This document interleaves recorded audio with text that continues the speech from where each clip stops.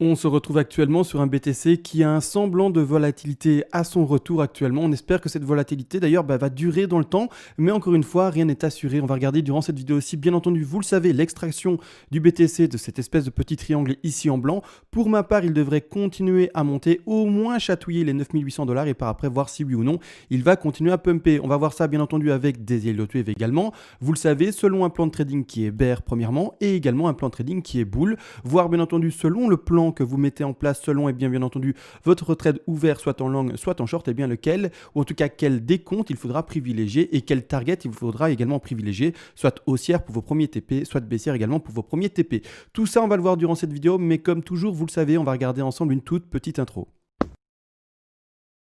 Et bonjour à tous, aujourd'hui très heureux enfin de vous retrouver sur le BTC face au dollar qui semblerait enfin retrouver un peu de volatilité. On espère que ça va durer parce que ça fait maintenant 2 mois qu'on s'ennuie ensemble et clairement valide soit la hausse soit la baisse mais fait quelque chose notre petit BTC. Alors avant de commencer d'ailleurs l'analyse, vous le savez, je remercie ces personnes qui font des donations pour remercier et pour soutenir la chaîne. Vous le savez encore et toujours, je le rappelle. Et bien tout simplement ça me demande beaucoup de temps d'investissement, de travail, de partage de connaissances, de plans de trading et d'investissement. Et donc merci à ceux qui ont compris cela et qui récompense encore une fois le temps partagé. Vous le savez d'ailleurs, ça fonctionne d'abord par donation et surtout par palier de donation. Et vers déjà les premiers paliers de donation, je vous envoie en contrepartie, du coup pour vous remercier à mon tour, toutes les règles des lots en français. Ainsi, par vous-même, vous pourrez également de façon apprendre les Elot Wave, créer par après avec ces Elot Wave tout simplement des plans de trading et des plans d'investissement et donc finalement mettre des stop loss de manière calculée, des points d'entrée et également des take profit partiels de manière calculée. Donc tout ça par vous-même. Maintenant qu'on a expliqué tout ça, merci à tous d'ailleurs, on part enfin dans le vif du sujet. Je peux enfin agrandir mon écran, faire un petit F11 et on part là-dedans. Premièrement, je vais commencer par le plan boule parce qu'on en a très peu parlé hier. On l'a évoqué, mais on en a très peu parlé. Premièrement, le plan boule, j'ai un peu du mal avec celui-ci. Bon, après, ce n'est pas un problème. Encore une fois, c'est pas parce que j'ai du mal qu'il n'existe pas. Il faut le savoir, bien entendu. Le principal et le plus important que je vous encourage à avoir de votre côté, c'est surtout un risk management qui tient la route. Donc finalement, que vous soyez en long, c'est-à-dire dans une position haussière en trade ou en short dans une position, du coup, vous avez compris, baissière, donc vendeuse en trade, le plus important, c'est pas de savoir si oui ou non ça va monter, c'est premièrement son risk management. Ça, je le rappelle tous les jours parce que je sais que les néophytes ne savent pas du tout ce que c'est. Encore une fois, Google est votre ami. N'hésitez pas à aller voir sur Google qu'est-ce que c'est qu'un risk management, comment est-ce qu'on peut monter un risk management, comment est-ce qu'on peut gérer ça, etc. etc. Ça existe bien entendu sur Google. Donc tout ça, on va regarder ensemble, mais premièrement, pour les personnes qui sont bull, je le rappelle encore une fois et toujours, l'objectif maintenant, si vous êtes dans une position de long, c'est d'au moins atteindre ici les 12 000, allez, on va dire 12 400 dollars. Je le rappelle, il y a deux choses qui m'encouragent tout simplement à monter là-bas tout en haut. C'est le premier objectif de cette C potentielle-ci, si on est bel et bien en boule ensemble. C'est-à-dire que premièrement, comme toujours, vous le savez, je vais mettre mon petit Fibonacci d'extension, rien de compliqué, ça on avait également vu hier ensemble, mais je le place au sommet de ma A, au bas de ma B, strict par rapport à la fin de figure, et on va retrouver les 61,8% de Fibonacci qui sont d'ailleurs le premier TP, donc TP numéro 1 majeur. On peut également mettre des TP de sécurité avant. Je rappelle vite fait ce que c'est également pour ceux qui ne savent pas du tout. Un TP de sécu, c'est une faible proportion plutôt de son trade que l'on clôture, c'est-à-dire que vous revendez un tout petit peu, 5, 10, 15% de vos positions, soit à 23,6, soit à 38,2, donc assez rapidement finalement dans ce trade-ci, pour bien avoir minimum un petit bénéfice si ça monte jusqu'à ces prix-là. Si vous avez bien entendu également monté votre stop loss à votre point d'entrée à ce moment-là, et également s'il y a du funding, des frais, des choses comme ça à tenir, également minimiser finalement ces frais-là. Donc c'est vraiment le TP, juste pour dire voilà, je limite la casse si le trade ne prenait pas et si le trade n'atteignait pas les 12 300 dollars en l'occurrence ici. Donc ici plus précisément, les 61,8 sont indiqués à 12 330 dollars. Donc maintenant, ça c'est le premier objectif. Malgré tout, il y a des objectifs plus élevés que pour ma part, qui ne sont d'ailleurs plus majeurs, étant donné que le deuxième objectif est déjà à 100% de Fibonacci. Donc c'est-à-dire qu'il se retrouve déjà assez haut dans ces objectifs. Je l'indique ici à 100%, c'est-à-dire à un prix tout de même très élevé des 14 443 dollars. C'est un objectif bien entendu qu'il faudra prendre en compte dans votre plan de trading, mais qui pour ma part n'est pas majeur. En vue, en tout cas pour ma part et selon mon décompte, c'est important de comprendre que c'est mon décompte, que vous, peut-être vous avez un autre décompte bien entendu, mais moi je joue et j'ai introduit tout ceci dans un décompte beaucoup plus grand qui s'étale, et vous le voyez ici en WXYXZ, qui s'étale depuis fort longtemps, donc il s'étale ici depuis finalement juin d'année 2019, donc finalement vous avez compris, près d'un an. Donc maintenant c'est pour ça que clairement j'ai du mal à voir ceci exploser à la hausse, clairement au-delà des 100% de Fibonacci, parce qu'il me reste en fait ma Z à trouver. Ma Z ici, normalement, dans un décompte classique propre et voilà, surtout propre, ne devrait pas se terminer de manière si courte et si abrupte, et c'est pour ça que clairement, eh bien, je vois ma Z se terminer beaucoup plus longue. Donc ici, vraiment, c'est une structure qu'on analyse ensemble depuis maintenant près d'un an. Le crash précédent, finalement, le crash précédent, il n'est pas fini. En tout cas, dans ce plan-là, il n'est pas fini, mais voilà. Donc c'est pour ça que clairement, ma position majeure de revente, si j'étais en long ici, clairement, je ne suis pas en long, je vous le dis. Encore une fois, j'exprime tous les trades potentiels et les plans de trading, c'est-à-dire potentiels. Mais c'est-à-dire qu'ici, clairement, c'est pour ma part vraiment la zone de revente de sa position d'achat majeure. D'accord. Et d'ailleurs, également, une seconde position de short. Vous le savez très bien, il y a une position de short au 90 qu'on a d'ailleurs testé ensemble. Et donc, il y a plein de personnes qui sont maintenant en short. Encore une fois, avec un risque management, on n'oublie pas également, si vous ne comprenez pas, et ça, je le rappelle, c'est très important, les termes de risque management, de take profit partiel, de stop loss, renseignez-vous, ça vous prendra quelques minutes, voire quelques heures d'enseignement et d'apprentissage, mais clairement, vous en sortirez grandi. D'accord. Donc ici, clairement, premier objectif majeur. Après, on laisse courir le trade, bien entendu, s'il est gagnant, mais pour ma part, voilà, clairement, premier TP majeur, très important à 12 300. Ça, maintenant, c'est le plan boule. Alors, vous allez me dire, oui, mais c'est très gentil, mais on veut également voir le sous des comptes, ou en tout cas, quelque chose de plus précis qu'en daily. Alors, je vous le dis tout de suite, j'ai du mal.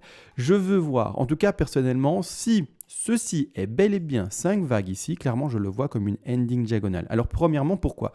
Parce que j'ai ma première une potentielle qui s'indique ici.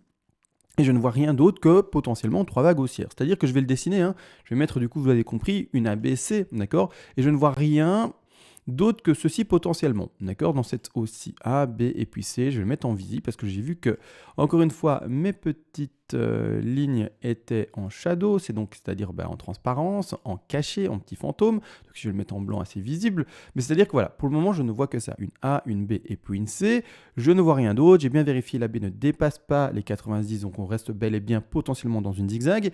Mais malgré tout, j'ai vraiment du mal. En plus de ça, vous le savez également, mon décompte bear, lui, voit ceci plutôt dans des corrections WXY, etc. Donc ici, clairement, je vois surtout du 3-3-3, c'est-à-dire dans les sous-décomptes même, et j'ai du mal à voir du 5, correction en 3 et puis du 5. J'ai du mal. Après, c'est pas parce que j'ai du mal que ça n'existe pas, peut-être que ça existe, mais premièrement, voilà, j'ai du mal. C'est pour ça que j'ai du mal également à avoir forcément ce marché boule. Mais après, encore une fois, il n'y a que le plan de trading qui tient et son risque management. Mais c'est-à-dire que premièrement, si on part de ce constat-là et qu'on est bel et bien dans une ending diagonale en prenant en compte cette ABC-ci qui est potentiellement du coup bonne, à ce moment-là, eh bien, il faudra dans ce moment-ci et à partir de maintenant, terminer potentiellement ceci comme bien également une ending diagonale et donc voir finalement la hausse qui s'inclut maintenant et qui est occupée de se dessiner maintenant comme une A, d'accord, puis ensuite une correction de B, puis après un rebond de C. Pas corriger, mais placer sur le sommet de 3 ici. Je vais mettre ça dans un degré un peu plus important. Je vais le mettre en millénium, même en sub-millénium.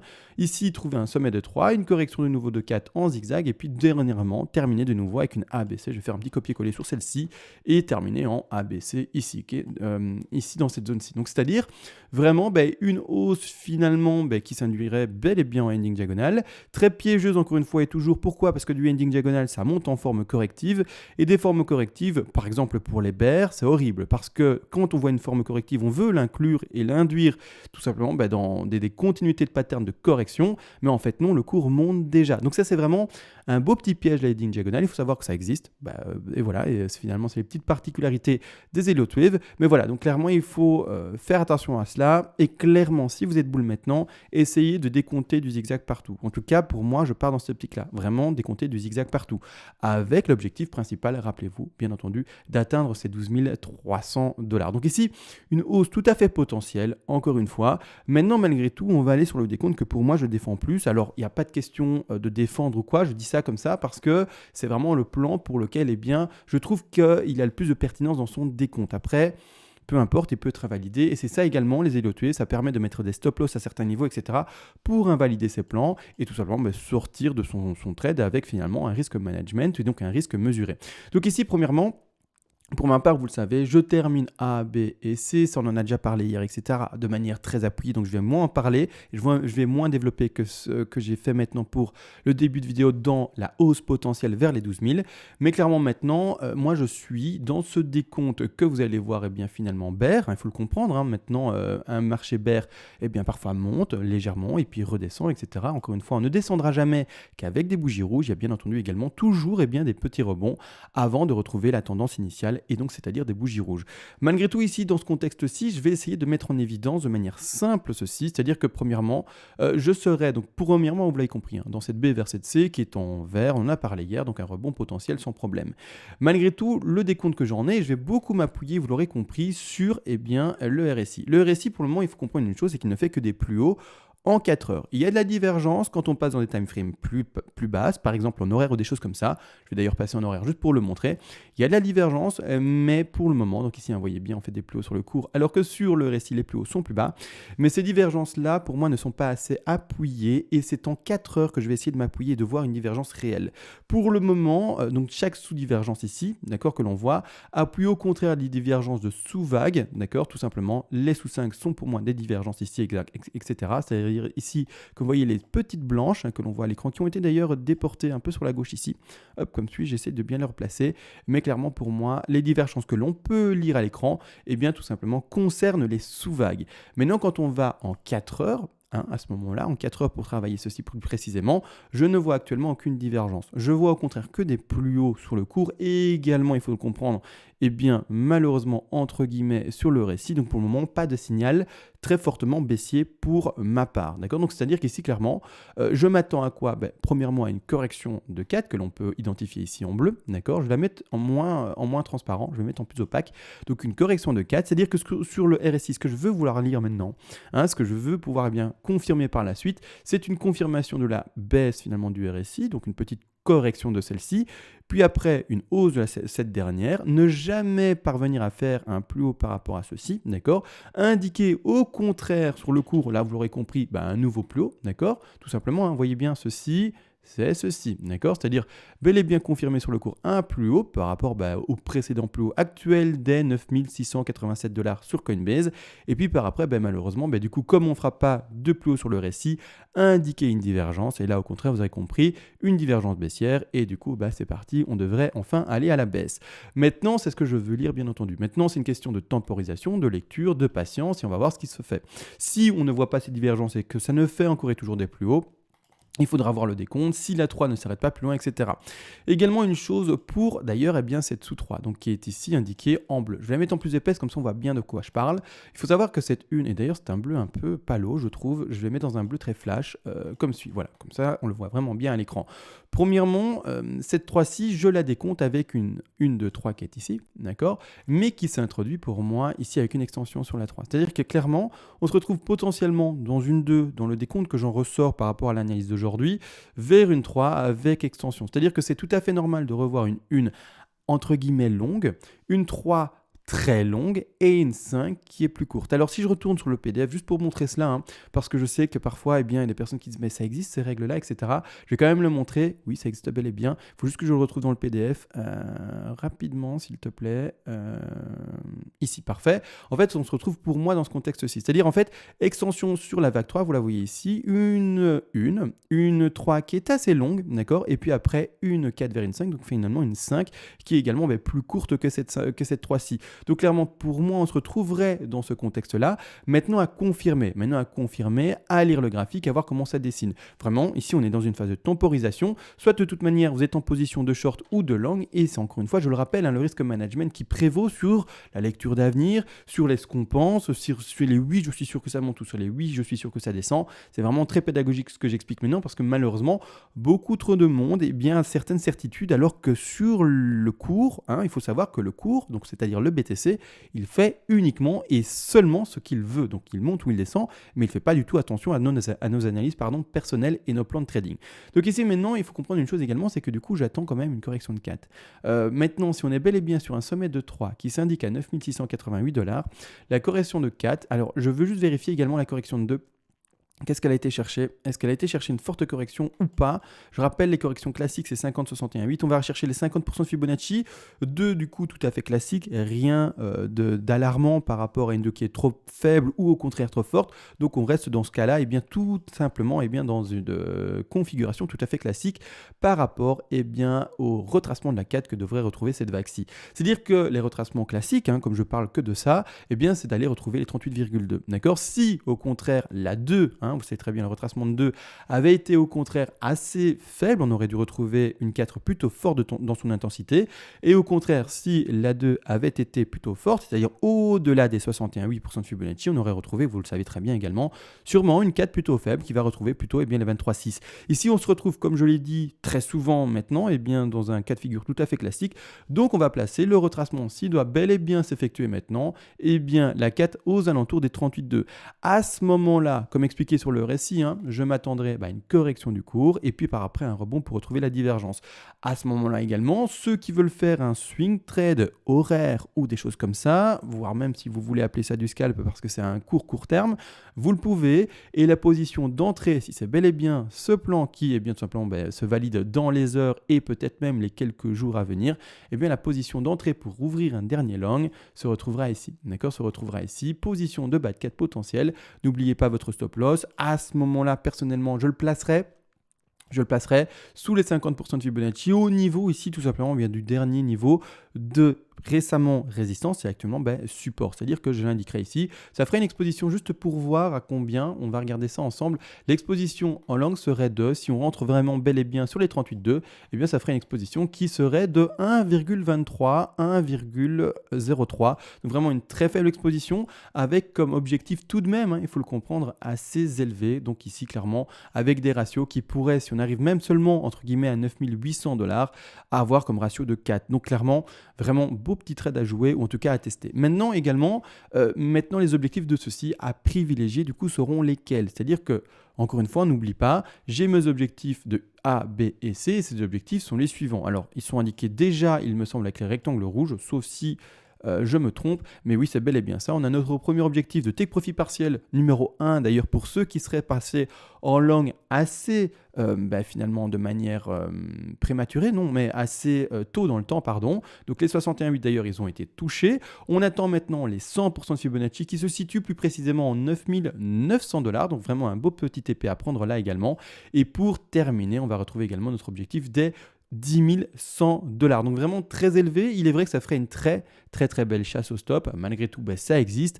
N'oubliez pas, c'est pas parce que, ça je l'ai déjà exprimé hier, mais c'est pas parce que tout simplement, on a cassé, il faut le savoir, la résistance oblique du triangle que l'on peut observer précédemment, que c'est forcément haussier. Rappelez-vous, je vais pas peut-être refaire le travail aujourd'hui, mais juste le montrer de manière très rapide. Ce n'est pas parce qu'on casse forcément des résistances que pour autant c'est haussier. On a déjà eu l'exemple des milliers de fois ici.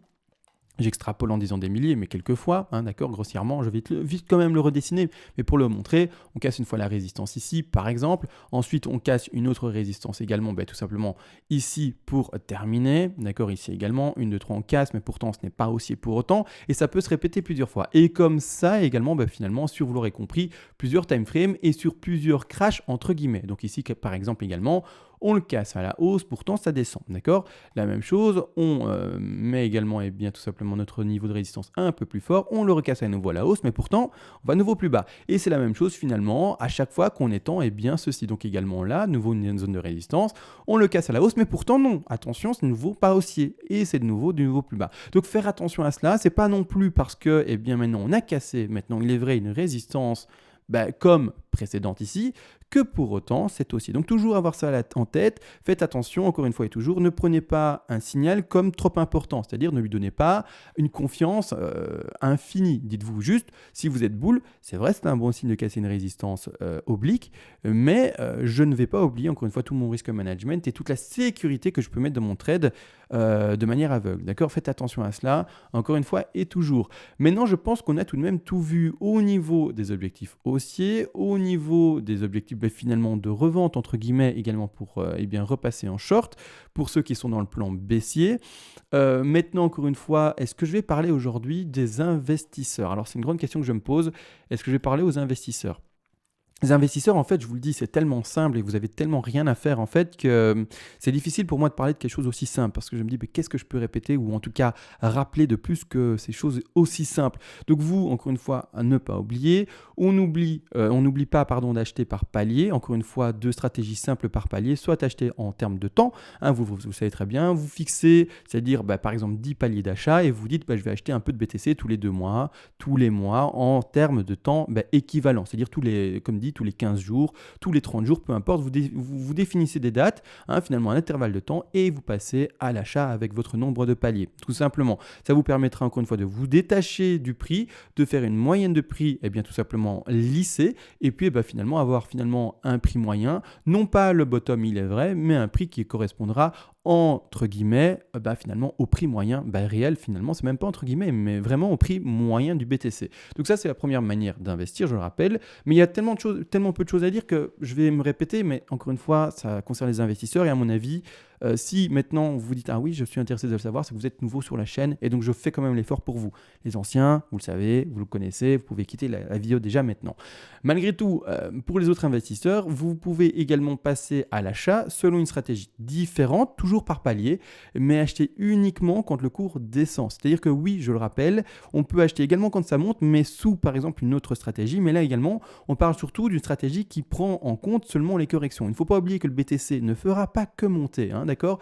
Il retrouvera à un moment une zone de résistance importante, c'est-à-dire une zone finalement où il y a beaucoup de vendeurs, et à ce moment-là, le BTC il va descendre, hein, d'accord ? Il ne faut jamais oublier, comme dit le BTC ne fait jamais que monter. À partir de ce moment où vous avez cette maturité-là et que vous savez et que vous êtes d'accord avec ça et que vous n'êtes pas en mode FOMO, on va à 100 000 demain, et que vous comprenez que le BTC il peut monter, mais qu'à un autre moment, sûrement, il va redescendre, et bien à ce moment-là, vous aurez la maturité, à mon avis, si vous avez cette stratégie-là, d'attendre et d'être patient et de ne pas FOMO pour acheter juste pour acheter finalement, mais vraiment se dire je vais acheter seulement la phase de correction, d'accord, qui peut se dessiner par palier également. Je rappelle une dizaine de paliers d'achat à placer et ainsi également faire sa moyenne de prix sur la baisse qui arrive.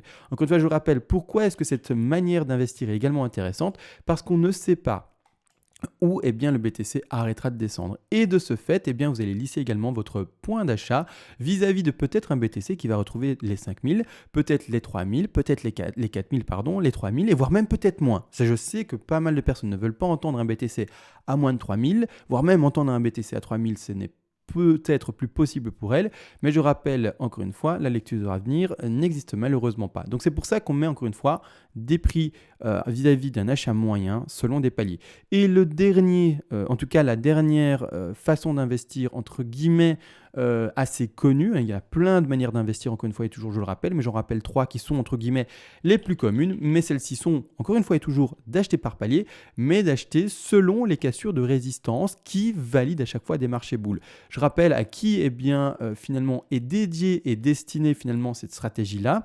Quand on casse des résistances qui donnent finalement des signaux boules à chaque fois et des confirmations de marché bullish potentiel, ça concerne les personnes qui veulent investir un capital, mais surtout pas se faire avoir potentiellement dans un marché qui est en crash longtemps.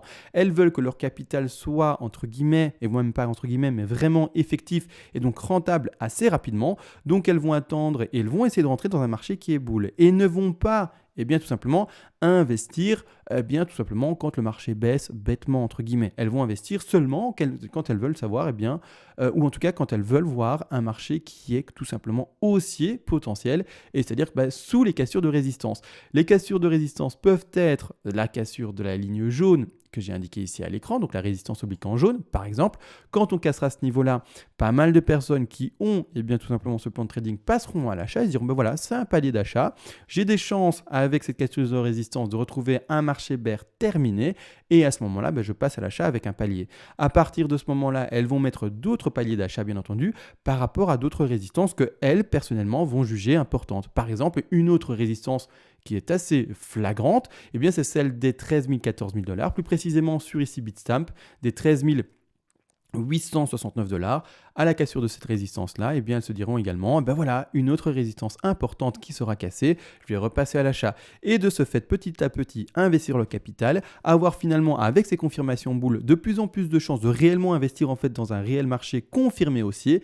Et à ce moment-là, leur capital aura été finalement injecté dans un marché boule, ou en tout cas, dans le marché boule le plus confirmé possible, et non pas potentiellement dans un marché bear infini. Donc c'est vraiment, ça c'est pour les personnes qui qui veulent eh bien, finalement avoir du capital, non pas bloqué longtemps dans un marché bear potentiel, et au contraire se retrouver dans un marché qui est bull, confirmé entre guillemets, pour pouvoir être directement rentable. Donc elles, finalement, le ratio, c'est pas le plus important.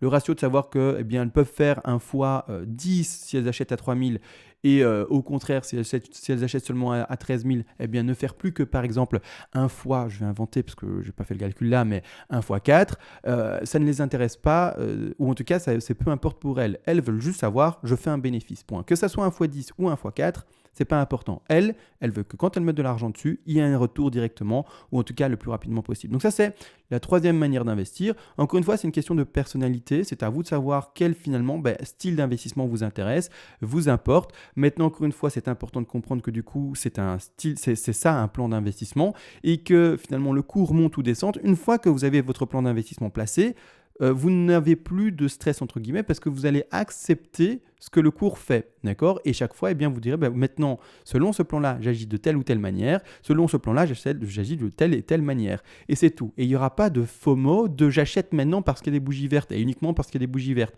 Non, vous allez répondre au moment où vous achetez le BTC à une règle qui a été prédéfinie. Et c'est ça le plus important.